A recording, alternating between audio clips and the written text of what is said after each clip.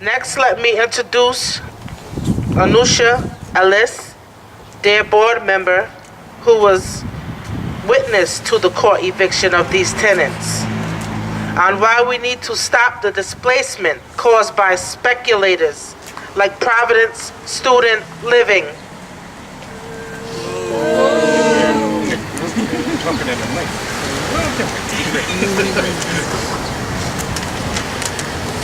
Hi, I also want to introduce Alexis Theriot, who is a member of the Tenants and Homeowners Association at DARE, and they were in housing court with me and with Madonna Butch and Steven.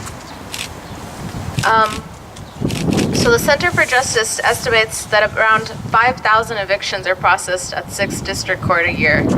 And when we were there, we saw that a lot of these people, most of these people were young families. There were a lot of children there, a lot of women, a lot of people of color, a lot of people speaking Spanish.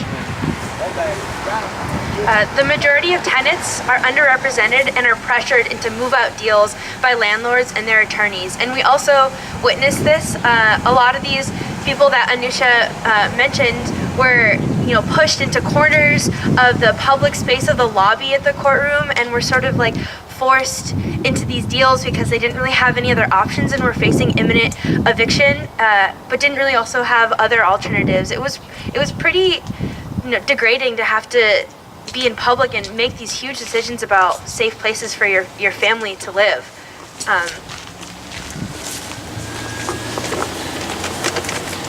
The court system fails tenants. Despite having significant complaints about the conditions in their apartment and Providence Student Living's claims that they would completely rehab the place once Madonna, Butch, and Steven were out, the tenants had to take a deal to vacate in just a few weeks. So Providence Student Living is an example of how gentrification is actively working in our city right now.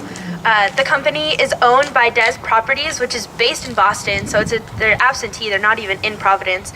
And the owner is Dustin Gazoo, a Brown medical student grad. So this person lived in Providence, but then chose to leave, and now is doing all these horrible gentrifying decisions that are affecting people like Butch, Madonna, and Steven.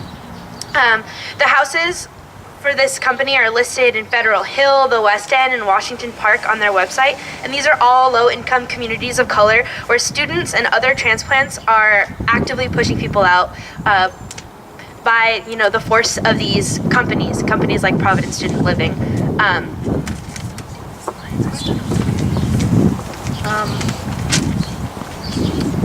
So this is Providence Student Living's business model. They put people out of their neighborhoods where they have lived for years and invested time and money.